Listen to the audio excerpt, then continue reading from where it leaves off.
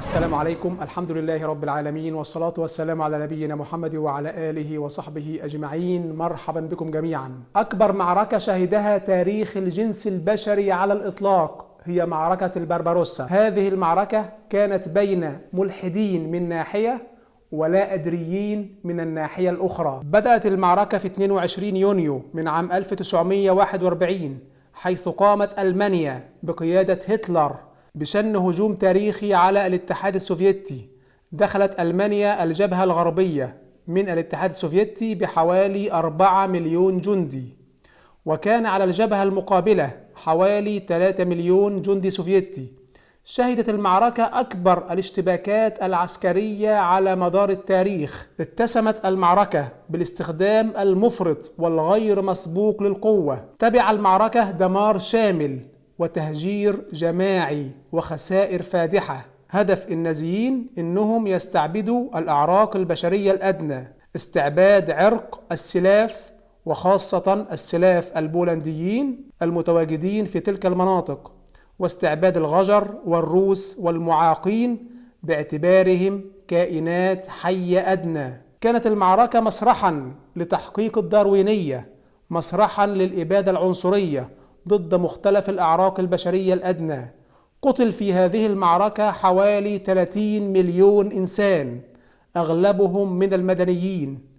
وطبقا لما يعرف بخطة الجوع، فقد قتل النازي 3.5 مليون أسير سلافي، قتلوهم بالتجويع المتعمد. كان الهدف من هذا التجويع تجويع 3.5 مليون أسير لدى النازي. كان الهدف هو تقليل أعداد هذه الأعراق، عاوزين يقللوا أعداد الأعراق البشرية الأدنى من وجهة نظرهم، فقتلوا هؤلاء الأسرى بالتجويع أو بالقتل المباشر. العجيب والمحزن، يأتيك ملحد عربي صغير السن يقول لك يا عمو أنا تركت الدين عشان الأديان فيها حروب. المهم أن هذه المعركة البربروسا كانت حربا بين اللا أدريين من جهة والملحدين من الجهة الأخرى. فهتلر قائد النازي كان بين الربوبية واللا أدرية، مرحلة وسيطة بينهما، كما يقرر أشهر مؤرخ للحقبة النازية ألان بولوك. ومن بين ما كتب ألان بولوك في كتبه كتب يقول: كان هتلر ماديا قاسيا، وكان يرى أن المسيحية تقف في وجه الانتخاب الطبيعي والبقاء للأصلح، ولذلك هتلر فيما بعد صنع ما يعرف بالمسيحية الإيجابية. غير في هذه المسيحية الجديدة مفاهيم التراحم بين البشر، وأسس لمفهوم البقاء للأصلح وإبادة الأعراق الأدنى.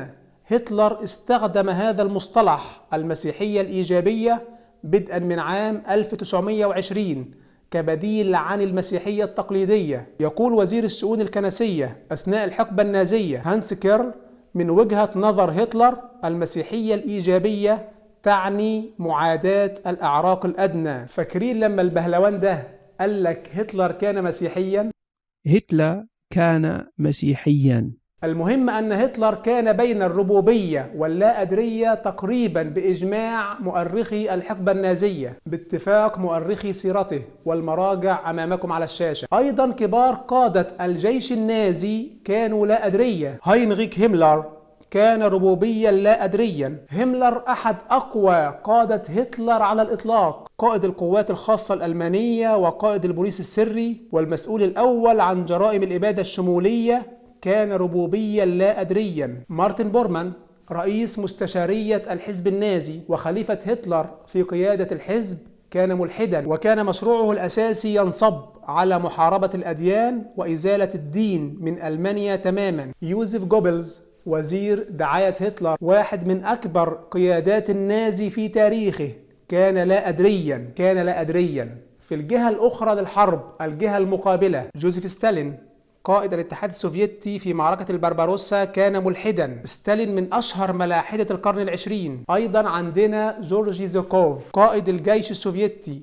كان ملحدا. لافرنتي بيريا رئيس الأمن السوفيتي ورئيس جهاز الشرطة السرية أثناء الحرب كان ملحدا. بيريا بالمناسبة قاد حملة إبادة المدنيين في أرخبيل الكولاج، وكان مدير معتقلات العلماء في حقبة الاتحاد السوفيتي. معتقلات العلماء كانت تسمى شراشكا. أيضا إيفان كونيف قائد العمليات العسكرية في الجيش السوفيتي كان ملحدا. كل قيادات الجيش السوفيتي في معركة البربروسا كانوا ملاحدة. كل قيادات الجيش الألماني كانوا بين الربوبية واللا أدرية. معركة البربروسا التي قتل فيها 30 مليون إنسان، أكبر معركة في التاريخ، كانت بين جيوش من اللا أدرية وجيوش من الملاحدة. اعتبر هتلر أن معركة البربروسا هي معركة عرقية، والكلام بالحرف أمامكم على الشاشة. هدف المعركة هو إبادة الأجناس الأدنى، يبيد الأعراق البشرية الأدنى بلا هوادة ولا شفقة ولا رحمة. قال هتلر هذا الكلام بالحرف: يجب أن نبيد الأعراق البشرية الأدنى بلا شفقة ولا رحمة. قال لك أنا ألحدت عشان عندي شبهة، الله المستعان. المهم أن توجيهات هتلر بإبادة الأعراق البشرية الأدنى بالفعل قام بها القائد هاينريك هيملر. هيملر قال أن هدف معركة البربروسا هي انتصار الإيبورمنش، الإنسان الأرقى تطوريا، السوبرمان الألماني، على الأونترمنش. الأونترمنش اللي هم الأجناس الأدنى، الأجناس الأقل تطورا، اسمهم الأونترمنش. طيب الأونترمنش دول يشملوا مين؟ من هذه الكائنات المطلوب إبادتها؟ قال لك هؤلاء الأونترمنش هم عرق السلافيون، وخاصة سلاف بولندا وسلاف صربيا واليهود والغجر والسود، وكل من ليس أبيض، وكل من ليس من العرق الأرقى السوبرمان الألماني. كل هؤلاء يعتبروا أونترمنش، معهم أسلحة يجب التخلص منهم سريعا. وأيضا زي ما قدامكم على الشاشة كان المعاقين يصنفون ضمن الأونترمنش، أصحاب الأمراض المزمنة اللي كان بيسميهم النازي يوزلس إيترز، أفواه تأكل ولا تعمل، وبالتالي دول بيضروا التطور، ملهمش لازمة. واحد معاق يأكل ولا يعمل، هذا ضار بالنسبة للتطور البيولوجي، لازم يتخلص منه الانتخاب الطبيعي. وبالتالي تمت فعليا إبادة المعاقين على يد النازي. تم قتل 240 ألف من هؤلاء المعاقين وأصحاب الأمراض المزمنة على يد النازي، هذا تاريخهم. 240 ألف معاق تمت إبادتهم في دولة حكمها دعاة الإلحاد واللا أدرية. لما المعاقين عملوا فيهم كده، أمال الأعراق البشرية الأدنى هيعملوا فيها إيه؟ في إحصائية لعدد الأعراق البشرية الأدنى التي قتلها النازي، كان العدد في حدود 14 مليون إنسان. 14 مليونا من البشر قتلوا لأنهم إلحاديا ليسوا بشرا، إلحاديا عرق بشري أدنى، ويويلوا اللي مقاس جمجمته لا يتوافق مع الإيبورمنش. على فكرة الصورة اللي قدامكم دي على الشاشة حقيقية. العرق الأرقى تطوريا كان يقيس حجم الجمجمة، والذي لا تتفق مقاساته مع العرق الأرقى يباد في معسكرات الإبادة النازية. قال لك أنا ألحدت عشان المسلمين بيسموا غير المسلمين أصحاب ذمة. معسكرات الإبادة النازية كان يتم فيها شحن الأعراق البشرية الأدنى subhumans داخل معسكرات أنشئت خصيصا لإبادة هذه الأعراق سريعا ومن غير تكاليف، من غير رصاص، يبادوا في لحظات عبر ضخ الغاز السام. وممكن لو العرق الأدنى محتاج لهم فلا مانع من استخدامهم في أعمال شاقة أو في تجارب دوائية زي ما احنا بنستخدم فئران التجارب. هم بالفعل آمنوا أن الأعراق البشرية الأدنى تساوي حرفيا القردة والفئران. هذه النظرة المرعبة للبشر لم يتم التبرير لها إلا في إطار الداروينية والنظرة المادية للعالم. جرت هذه المجازر الفتاكة في دولة ألمانيا، أكثر دول أوروبا ثقافة في ذلك الوقت. انتوا عارفين الملاحدة بيردوا على هذا التاريخ الإلحاد الأسود بإيه؟ يقول لك أصل دي اسمها الداروينية الاجتماعية والعالم بطل يعمل بها. مفيش حد النهاردة في 2019 بيطبق هذه الداروينية الاجتماعية. والآن السؤال هو العالم بطل يعمل بها ليه؟ لماذا اختفى النازي؟ هل هناك مانع علمي أو مادي أو تطوري؟ هتلر ما كانش بهلوان، لم يكن ليزيف أو يرقع الإلحاد، بل فهم التطور فهما صحيحا، فهم الإلحاد والمعنى المادي للعالم فهما صحيحا، فبدأ يعمل في هذا الباب. أتحدى ملحد واحد يأتي بدليل واحد، دليل تطوري أو دليل علمي أو دليل مادي يخطئ به ما قام به هتلر. لو ثبت أن هناك عرق أدنى فما المانع من إبادة هذا العرق؟ ما المانع من التسريع بالانتخاب الطبيعي؟ هل يوجد مانع مادي أو تطوري يمنع مما قام به هتلر؟ لا والله. أتحدى من يعطيني مانعا واحدا. الداروينية الاجتماعية نعم توقفت. النازي تم تجريمه عالميا. كلنا اليوم نعتبر أن هتلر كان سفاحا. لماذا؟ لأننا مكلفون، نحمل جميعا قيم التكليف الإلهي داخلنا، نعرف يقينا القيم الأخلاقية المطلقة. هذا وحده هو السبب في تجريم النازية، ليس لأن هتلر كان مخطئا تطوريا. هتلر تم تجريمه لأننا نوقن أننا لسنا مفصلين على طراز داروين. هذا هو الجواب الوحيد الذي يسلم له كل إنسان. هتلر كان مجرما بمقياس التكليف الإلهي، لكنه كان رجلا عمليا صريحا بمقياس التطور. أيها الملحد العربي، إذا سمعت دعاة الإلحاد العرب يهاجمون هتلر فاعلم أنك أمام بهلوانات يحاولون أن يرقعوا إلحادهم. قام هتلر بعمل ما يعرف بخطة عامة للشرق، جينغابلان أوست، خطة إبادة الشرق أو الخطة العامة للشرق. كانت هذه الخطة بتوقيع هتلر شخصيا. هدف هذه الخطة هو إبادة الأعراق البشرية الأدنى في الدول التي يحكمها النازي، لكنها أيضا كانت تهدف إلى قتل كل من ليس من العرق الأرقى، باعتبارهم ليسوا بشرا، باعتبارهم كائنات أدنى بلا قيمة. كان هتلر يهدف فقط للإبقاء على العرق الأرقى ويبيد البقية، أو على الأقل يستخدمهم كعبيد وفي الأعمال الشاقة، وربما كما قلنا يتم استخدامهم في التجارب الدوائية. وهذا كان يجري بالفعل. يعني مثلا الدكتور هانس أيزل، والذي حكى عنه الدكتور المسيري في كتبه ككتاب العلمانية الجزئية والعلمانية الشاملة. هانس أيزل كان طبيب معسكرات الاعتقال النازية، وبدأ بالفعل يستخدم الأعراق البشرية الأدنى في التجارب الدوائية. كان يعرض هذه الأعراق البشرية الأدنى لغرف تفريغ الهواء عشان يعرف كم يستطيع الإنسان أن يمكث في هذه الظروف حتى يموت. كان يعرض الأعراق البشرية الأدنى للغازات السامة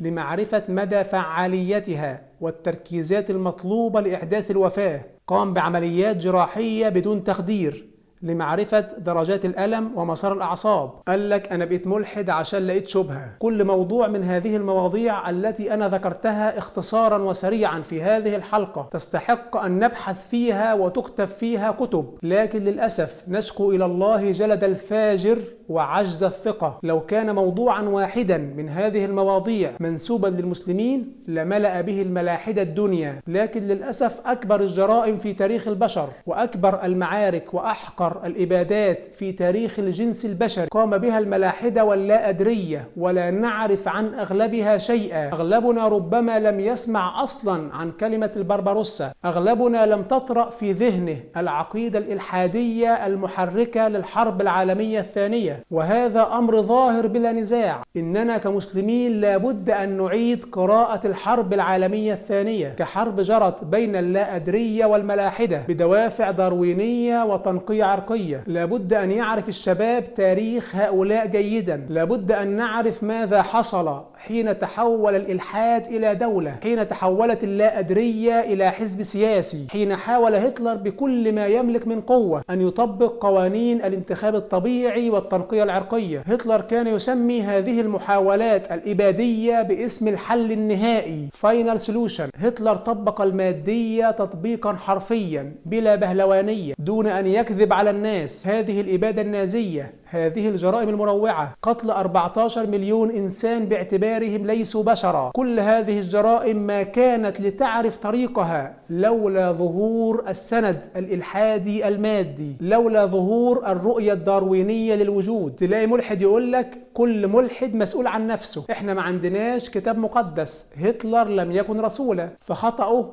لا يتعداه هو. نعم كل ملحد مسؤول عن نفسه، لكن هتلر كان تطبيقا واقعيا وعمليا لفهم التطور، لفهم المادية، لفهم العبثية والعدمية الإلحادية. لنكن واقعيين، كفاكم ترقيعا للإلحاد. الإلحاد قدم مبررا لكل الجرائم الإبادية، واعتبر هذه الجرائم أعمالا محايدة، تطبيقات بيولوجية، تطبيق الانتخاب الطبيعي على البشر. يقول ريتشارد فيكارت في كتابه من داروين إلى هتلر، يقول لقد نجحت الداروينية أو تأويلاتها الطبيعية في قلب ميزان الأخلاق رأسا على عقب. وفرت الداروينية الأساس العلمي لهتلر وأتباعه لإقناع أنفسهم ومن تعاون معهم بأن أبشع الجرائم العالمية كانت بالفعل فضيلة أخلاقية مشكورة. قال لك أصل أنت مش فاهم، الإلحاد مش دين يا راجل. بغض النظر هل هو دين أم لا، ألم يبرر الإلحاد ارتكاب كل هذه الجرائم؟ ألم يمثل الإيمان بالأعراق البشرية الأدنى بالمنظور الدارويني المبرر لتطبيق الانتخاب الطبيعي عمليا؟ يقول فيكارت في كتابه السابق: نعم،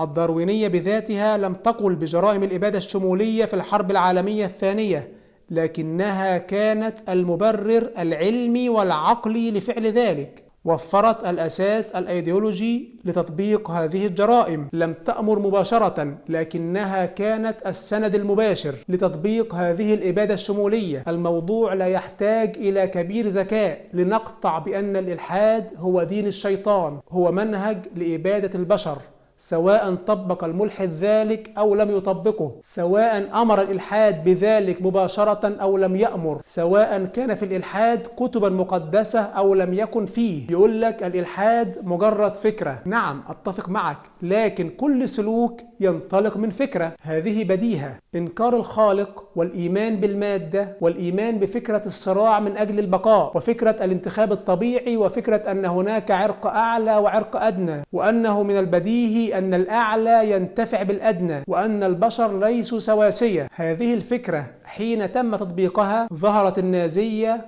والفاشية والماوية والستالينية واللينينية، وأدت إلى حفر قبر يكفي لدفن العالم. لا تأتي لتقول لي الإلحاد مجرد فكرة، بلاش بهلوانية وترقيع. الإلحاد فكرة طبقت وستبقى عرضة للتطبيق مرة أخرى وفي أي وقت، طالما أن هناك ملاحدة يعتنقون هذه الفكرة فقط حين يكون لديهم سلاح وقوة. سيظهر الإلحاد بصورته العملية. لما تقول لي الإلحاد مجرد فكرة مستقلة عن السلوك، فأنت مهرج كبير في قاعة تمتلئ بالمجانين، تريد اللف والدوران حتى تهرب من تبعات كفرك وإلحادك. إنكار الخالق له تبعات كبرى، الإيمان بالمادية المجردة له تبعات سلوكية، الإيمان بالداروينية له تطبيقات على أرض الواقع. من أنكر هذه البديهيات فهو مرقع. سلوك هتلر انطلق من فكرة البقاء للأصلح عبر الانتخاب الطبيعي. سلوك لينين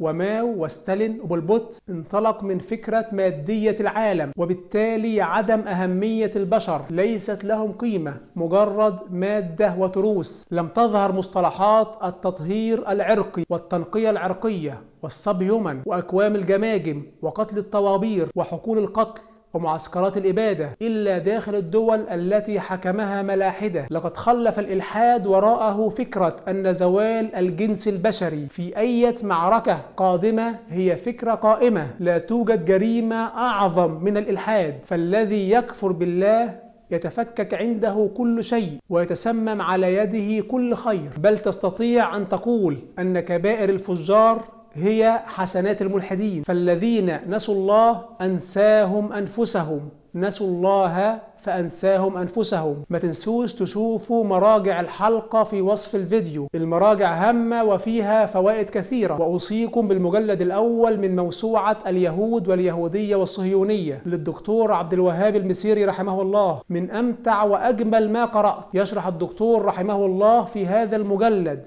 كيف تم تفكيك معنى الإنسان على يد الملحدين. فالمجلد الأول من موسوعته الدكتور رحمه الله خصصه للرد على الملاحدة، لكن دون أن يصرح. رابط المجلد في أول رابط في وصف الفيديو. ما تنسوش أيضا تطلعوا على كتيب تخلص من إلحادك، كتيب سهل به معلومات ثرية، يجيب عن أشهر الشبهات بأسلوب مختصر، أهده لمن تعرف من أصحاب الشبهات. الكتيب في تاني رابط في وصف الفيديو. والسلام عليكم.